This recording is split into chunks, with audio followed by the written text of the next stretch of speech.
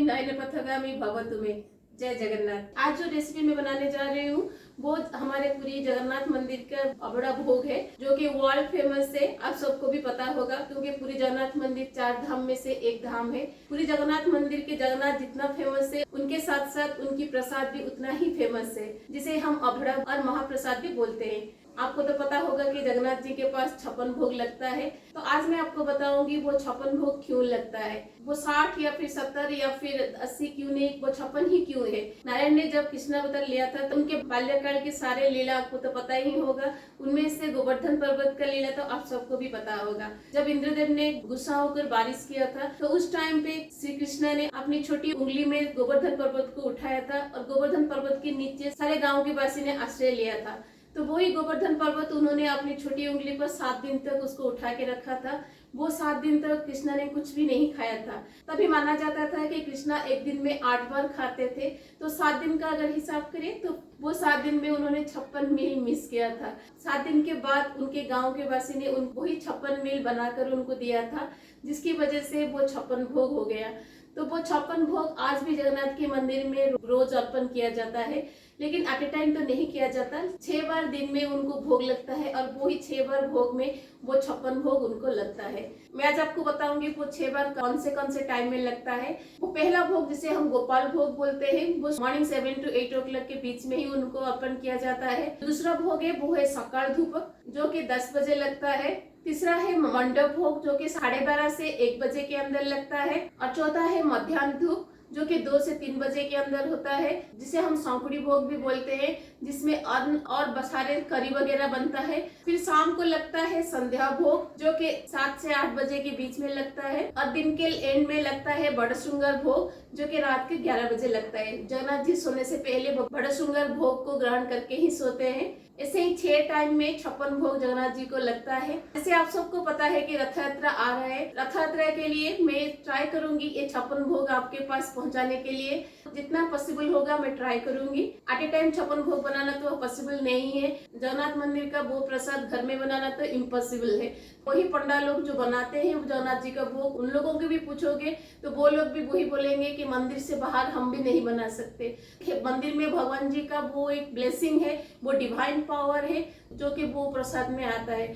और ये भी मान्यता है कि वो 56 भोग स्वयं लक्ष्मी माँ जगन्नाथ जी के लिए बनाती है, इसलिए उसमें वो डिवाइन टेस्ट और डिवाइन एसेंस उसमें है, जो कि बाहर कोई भी बना ले, वो ही कुक अगर बाहर आकर भी बनाएंगे वो टेस्ट भी उनको नहीं मिलेगा। तो वो ही मंदिर के अंदर वो डिवाइन पावर है, जिसकी वजह से वो प्रसाद का टेस्ट एक डिवाइन टेस्ट बन के निकलता है। हम बस जगन्नाथ जी के नाम लेके उनको ट्राई कर सकते हैं।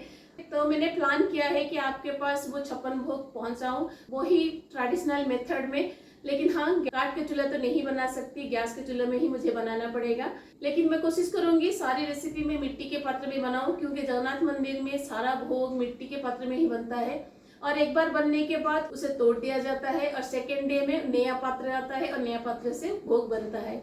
और एक बात आपको बताऊंगी कि जगन्नाथ मंदिर का जो रसोई घर है वो दुनिया का सबसे बड़ा सात्विक भोग बनने वाला रसोई घर है, जिसके अंदर 250 से भी ज्यादा चूल्हा है और 6 से भी ज्यादा कुक है, जो 1 लाख से ज्यादा लोग के लिए खाना बनाते हैं। उस 56 भोग से मैं आज 4 भोग बनाऊंगी। एक है घियर, दूसरा है मीठा दाल, और थर्ड है मोहरक, और 4 है खीर। ये 4 रेसिपी मैं आपके साथ आज शेयर करूंगी और दूसरे वीडियोस में मैं ट्राई करूंगी 56 भोग से ज्यादा रेसिपी मैं आपके साथ शेयर कर सकूं रथ यात्रा से पहले, ताकि रथ यात्रा में घर में आप बना सके और घर वाले सब मिलकर जगन्नाथ जी का वो प्रसाद का आनंद उठा सके। अगर आपको ये रेसिपी अच्छी लगेगी तो प्लीज अपने फ्रेंड्स एंड फैमिली के साथ शेयर जरूर कीजिए, ताकि सब जगन्नाथ जी का वो प्रसाद का आनंद उठा सके। तो चलिए फिर बनाते हैं।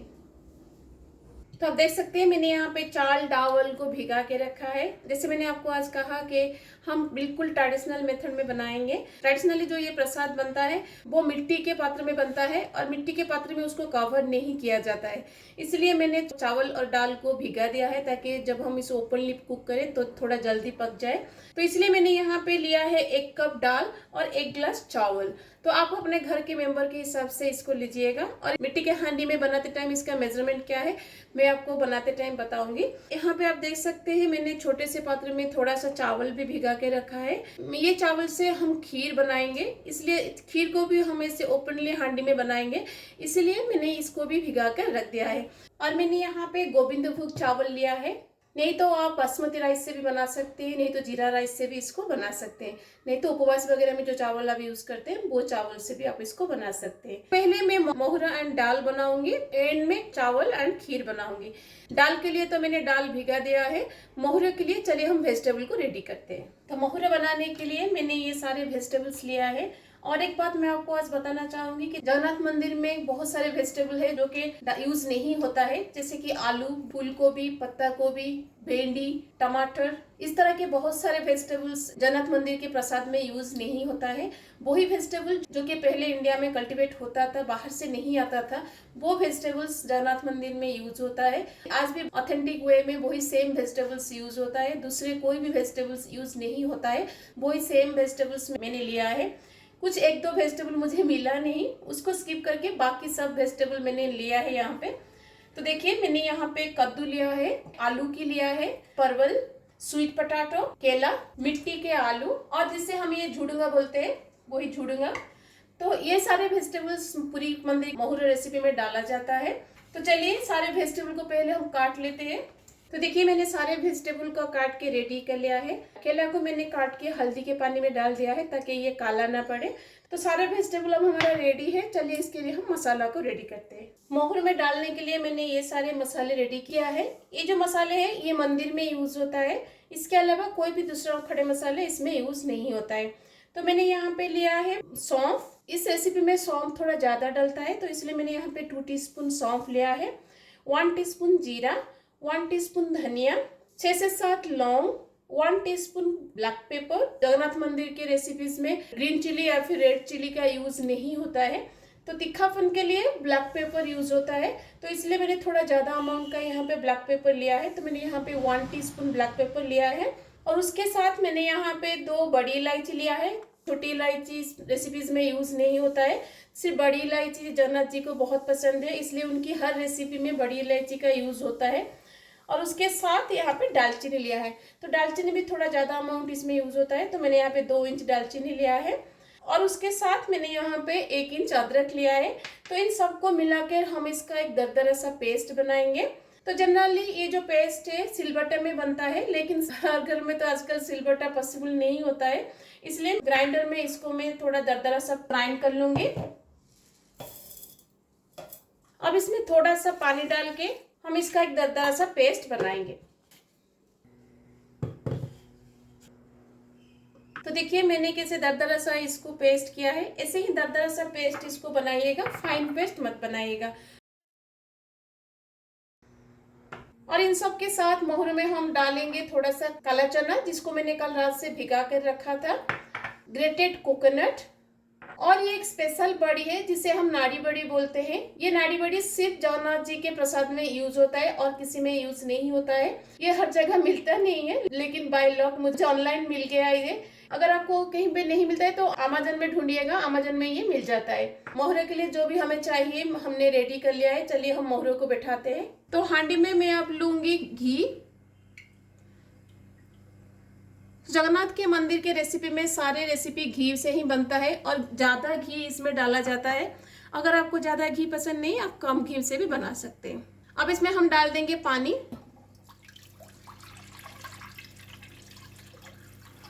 पानी थोड़ा ज्यादा लीजिएगा क्योंकि मिट्टी के हांडी में बनाने से ये ज्यादा पानी ऑब्जर्व करता है। अब पानी में मैं डाल दूंगी काला चना।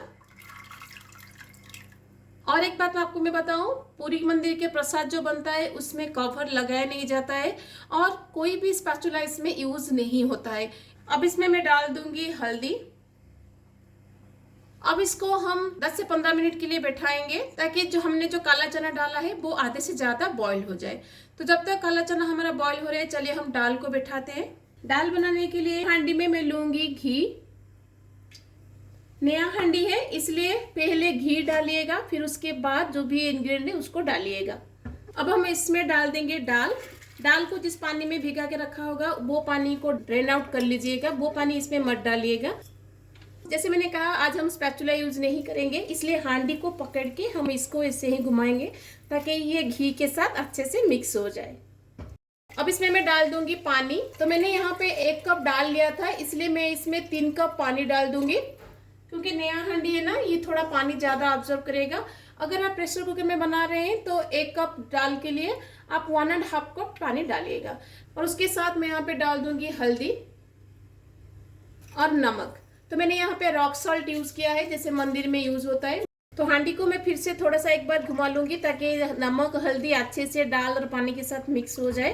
पूरी मंदिर में एक हांडी के ऊपर दूसरे हांडी रखकर इससे ऊपर 6 हांडी बैठाया जाता है। और सबसे आश्चर्य की बात यह है कि जो ऊपर हांडी है उसका खाना पहले पकता है और एंड में नीचे का हांडी का खाना पकता है।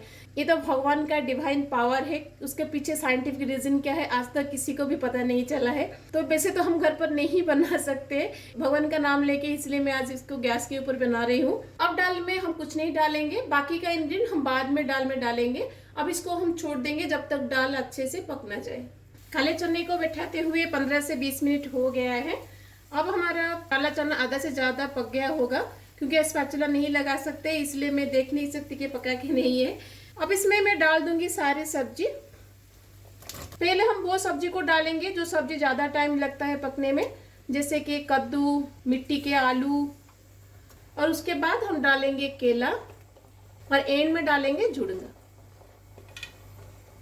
अब इसमें हम डाल देंगे मसाला पेस्ट जो हमने बना के रखा था, नमक। अब मैं इस हांडी को पकड़ के थोड़ा ऐसे घुमाऊंगी ताकि सारे सब्जी मसाले के साथ अच्छे से मिक्स हो जाए। अब इसको हम 15 से 20 मिनट के लिए छोड़ देंगे ताकि सारे वेजिटेबल हमारा अच्छे से कुक हो जाए। दाल को बैठाते हुए आधा घंटा से ज़्यादा हो गया है, तो दाल अब हमारा लगभग गल गया है। तो इस स्टेज पर मैं दाल में डाल दूंगी अदरक। तो मैंने यहाँ पे 1 इंच अदरक को ग्रेट करके लिया है, उसको मैं डाल दूंगी। जैसे मैंने आपको कहा था आज हम मीठा दाल बनाएंगे। इसके स्वीटनेस के लिए मंदिर में चीनी यूज नहीं होता है, उसमें गुड़ यूज होता है, इसलिए मैं इसमें डाल दूंगी अभी गुड़। जितना मीठा आपको पसंद है उसके हिसाब से आप गुड़ यहाँ पे डालिएगा। जनरल दाल के टेस्ट के हिसाब से ये थोड़ा ज़्यादा मीठा रहता है, तो मैंने यहाँ पे 3 टेबलस्पून गुड़ डाला है। और उसके साथ यहाँ पे मैं डाल दूंगी थोड़ा सा हींग का पानी। तो थोड़ा सा हींग को मैंने पानी में ऐसे मिक्स करके रखा था, जिसको हम महूर में डालेंगे, दाल में डालेंगे और घी अन्न में भी उसको डालेंगे। तो इस हींग के पानी से मैं थोड़ा सा हींग पानी इसमें डाल दूंगी। अब इन सबको हम अच्छे से मिक्स कर देंगे और अब इसको 5 से 10 मिनट के लिए और बैठाएंगे, ताकि हमने जो गुड़ डाला है उसका फ्लेवर पूरा दाल में आ सके। और इस साइड में मैंने मोहरा बैठा है, इसको भी बीच बीच में उठाकर इसे हिलाते रहिएगा, नहीं तो नीचे से लग सकता है। गुड़ डाल के दाल को बॉईल करते हुए 3 से 4 मिनट हो गया है। अब इसमें हम छींक लगाएंगे। तो ऐसे 1 स्पून में मैं लूंगी घी। तो घी को हम गरम करेंगे। जनरली जैसे हम दाल में तड़का लगाते हैं, मंदिर में वैसे तड़का नहीं लगाया जाता है। तो यहाँ पे क्या होता है कि थोड़ा सा जीरा को दाल में पहले से डाल दिया जाता है। जितना जीरा आपको चाहिए दाल में तड़का लगाने के लिए उतना जीरा पहले से डाल दिया जाता है। फिर घी को गरम करके उस जीरा के ऊपर डाल दिया जाता है। तो गरम घी की वजह से जीरा थोड़ा सा चटक जाता है। ऐसे ही दाल में तड़का लगाया जाता है। अब हम हांडी को फिर से इसको थोड़ा सा घुमा देंगे, ताकि जो हमने तड़का लगाया है पूरा दाल में वो फैल जाए। जितना थिकनेस आप अभी देख रहे हैं इतना थिकनेस में ही गैस को बंद कर दूंगी, क्योंकि ये रहने के बाद और भी गाढ़ा हो जाएगा। मंदिर में जो मीठा दाल बनता है वो थोड़ा गाढ़ा रहता है। तो हमारा दाल रेडी है। मोहरे में सब्जी अभी लगभग हमारा बॉईल हो गया है। अब इसमें हम डाल देंगे नारियल। तो मैंने यहाँ पे 1 कप नारियल को ग्रेट करके डाला है और उसके साथ मैं यहाँ पे डाल दूंगी थोड़ा सा गुड़। मंदिर में जो मोहरा मिलता है वो थोड़ा सा मीठा रहता है, इसलिए यहाँ पे मैं थोड़ा सा गुड़ डाल रही हूँ। और ये मोहर का कलर भी थोड़ा सा ब्लैकिश रहता है, वो ब्लैक कलर गुड़ की वजह से आता है। और उसके साथ मैं यहाँ पे डाल दूंगी थोड़ा सा हींग का पानी। इन सबको हम हिलाकर थोड़ा सा अच्छे से मिक्स कर देंगे। अब इसमें हम तड़का लगाएंगे। वही सेम प्रोसीजर में हम तड़का लगाएंगे जैसे दाल में लगाया था, लेकिन यहाँ पे मैं जीरा के साथ थोड़ा सा मस्टर्ड डाल के इसको तड़का लगाऊंगी। तो थोड़ा सा जीरा हम इसमें डाल देंगे और उसके साथ थोड़ा सा मस्टर्ड भी इसमें डाल देंगे। और उसके साथ मैं डाल दूंगी 2 तेज पत्ता और उसके ऊपर हम डाल देंगे गरम घी। जैसे हमने दाल में तड़का लगाया था ना, वैसे ही यहाँ पे तड़का लगा देंगे। और फिर से हम हांडी को थोड़ा सा हिलाएंगे ताकि जो तड़का हमने लगाया है सारे महुर में इसे मिक्स हो सके। अब इसमें हम डाल देंगे बड़ी। अगर आपको ये बड़ी नहीं मिलता है तो आप जो भी बड़ी मिलता है डाल सकते हैं, नहीं तो आप बड़ी को स्किप कर सकते हैं। बड़ी को एंड में डालिएगा ताकि इसका जो क्रंचीनेस है वो महुर में रह सके। तो हमारा महुर रेडी है। अब हम गैस को बंद कर देंगे। आई होप भगवान जगन्नाथ के ब्लेसिंग से सारे सब्जी अच्छे से पक गए होंगे। तो जितना आप थिकनेस अभी देख रहे हैं, अब ठंडा होने के बाद भी और भी गाढ़ा हो जाएगा, इसलिए थोड़ा सा पतला रखिएगा अगर आप मिट्टी के हांडी में बना रहे हैं। और मिट्टी की हांडी में बनाने से इमीडिएटली निकाल के इसको भगवान को मत चढ़ाइएगा या फिर सर्व मत करिएगा। तो इसको आधा घंटा के लिए रेस्ट दे दीजिएगा। आधा घंटा देने से उसका फ्लेवर और भी ऑथेंटिक बन जाता है। तो चलिए अब हम खीर और अन्न बैठाते हैं। पहले हम घी अन्न को बैठाएंगे। घी अन्न के लिए हांडी में मैं लूंगी घी। नाम से पता चलता होगा कि इसमें थोड़ा सा ज्यादा घी डलता है, तो मैं यहाँ पे 3 टेबलस्पून घी डाल दूंगी। जितना चावल आप लेंगे उसका 3.5 टाइम इसमें पानी डालिएगा। तो मैंने 1 गिलास चावल लिया था, वही सेम ग्लास में मेजर करके मैं इसमें 3.5 गिलास पानी डाल दूंगी। अगर आप चावल को भिगाया नहीं होगा, इमीडिएटली धोकर डालेंगे तो इसका 4 टाइम पानी डालिएगा। इसका मतलब 4 गिलास पानी डालिएगा। अगर आप प्रेशर कुकर में बना रहे हैं तो 1 गिलास चावल के लिए 2 गिलास पानी दीजिएगा। जितना चावल उसका डबल पानी। अब इसमें मैं डाल दूंगी नमक। अब पानी में हम बॉईल आने के लिए छोड़ देंगे। जब तक पानी में बॉईल आ रहा है, चलिए हम खीर को बैठाते हैं। खीर बनाने के लिए हांडी में मैं लूंगी 1 लीटर मिल्क। मंदिर में जो खीर बनता है वो गाय के दूध से बनता है, लेकिन यहाँ पे हम पैकेट खीर यूज कर रहे हैं। वो ये भी गाय का दूध है लेकिन पैकेट में आता है। लेकिन मंदिर में जो दूध यूज होता है वो शुद्ध दूध होता है, वो पैकेट दूध नहीं होता है। दूध में हम एक अच्छा सा बॉईल आने के लिए इसको छोड़ देंगे। तो आप देख सकते हैं चावल के पानी में अभी बॉईल आ गया है। तो हम इसमें चावल को अभी डाल देंगे। जिस पानी में चावल को भिगा के रखा होगा वो पानी को ड्रेन आउट कर लीजिएगा और खाली चावल इसमें डालिएगा। अब चावल में हम डालेंगे थोड़ा सा हींग का पानी और चावल को अभी हम पकने के लिए छोड़ देंगे। खीर के लिए जो हमने दूध बैठाया था उसमें भी बॉईल आ गया है। तो अब इसमें मैं डाल दूंगी चावल।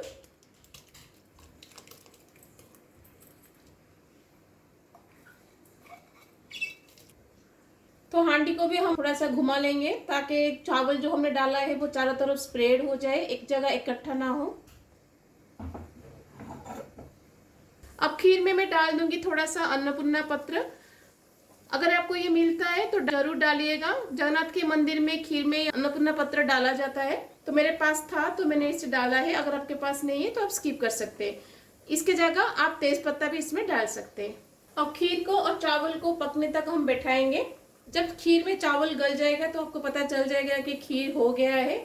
और चावल को बीच बीच में आकर चेक करिएगा, क्योंकि हमने मिट्टी के पात्र में बैठा है ना, तो इसमें पानी बहुत ज्यादा ऑब्जर्व हो जाता है। नई मिट्टी का हांडी है तो थोड़ा और भी ज्यादा पानी ऑब्जर्व करेगा।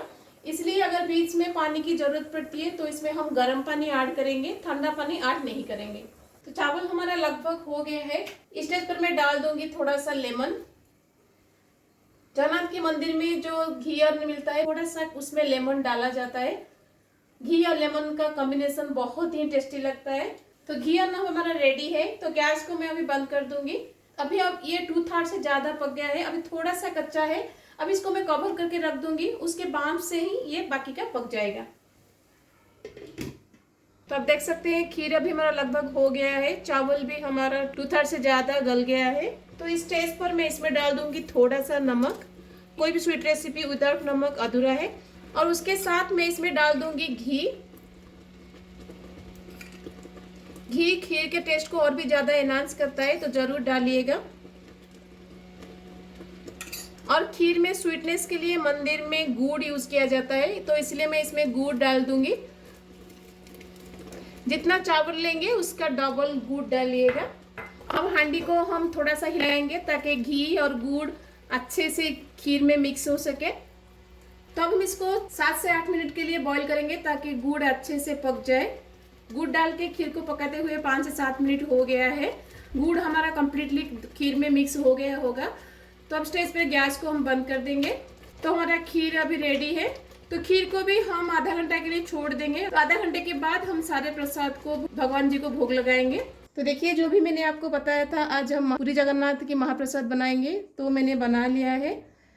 तो ये खीर है, आप देख सकते हैं अभी भी इसमें बॉयल आ रहा है। तो मिट्टी के हांडी में बहुत टाइम तक हीट रिटेन रहता है। इसको हम कम्प्लीटली ठंडा होने के लिए छोड़ देंगे। इसको कम्प्लीटली हम कवर नहीं करेंगे, आधा कवर करके इसको हम छोड़ेंगे। और ये मोहर है जिसको हमने बनाया था। आप अभी देख सकते हैं अभी कितना ठीक हो गया है। मैंने आपको कहा था ना, मिट्टी के हांडी में इसको आधा घंटा रेस्ट देने में ये थोड़ा सा ठीक हो जाएगा, क्योंकि मिट्टी का हांडी थोड़ा पानी ऑब्जर्व कर लेगा। और ये दाल है, दाल भी कितना ठीक हो गया आप देख सकते हैं। अभी इसका थिकनेस में इतना कर रही हूँ, अभी नीचे नहीं आ रहा है। ये इसका करेक्ट कंसिस्टेंसी है जो मंदिर में मिलता है। और ये घी अन्न है जिसको हमने बनाया था। अभी भी इसमें से बांफ निकल रहा है, आप देख सकते हैं। हमने कितने टाइम से अन्न बना लिया है, आप देख सकते हैं अभी भी इसमें से बांफ निकल रहा है। जगन्नाथ मंदिर का जो भी प्रसाद आज हम बनाएंगे, मैंने आपको बताया था, वो मैंने बना लिया है। पहले मैं जगन्नाथ जी को भोग लगाऊंगी।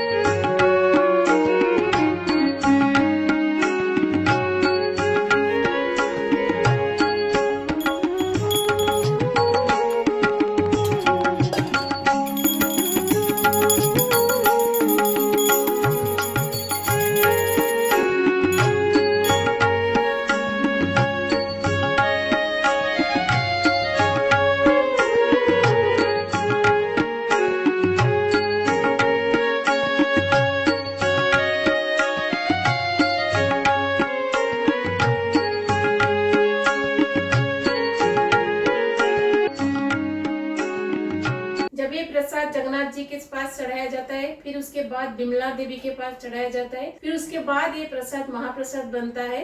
तो आज मैंने आपके साथ वही 56 भोग से 4 भोग शेयर किया है। तो जो भी मैंने आज आपके साथ शेयर किया, तो आप अपने फ्रेंड्स एंड फैमिली के साथ इसको जरूर शेयर कीजिएगा। जो भी पुरी मंदिर नहीं जा पा रहे, वो घर पर ऐसे बनाकर जगन्नाथ जी के प्रसाद का आनंद ले सके। ऐसे ही ऑथेंटिक एंड इंटरेस्टिंग रेसिपी के लिए मेरे चैनल को जरूर सब्सक्राइब कीजिएगा। तो मिलते हैं और एक रथयात्रा स्पेशल एपिसोड के साथ। तब तक के लिए bye bye, see you, have a good day, जय जगन्नाथ।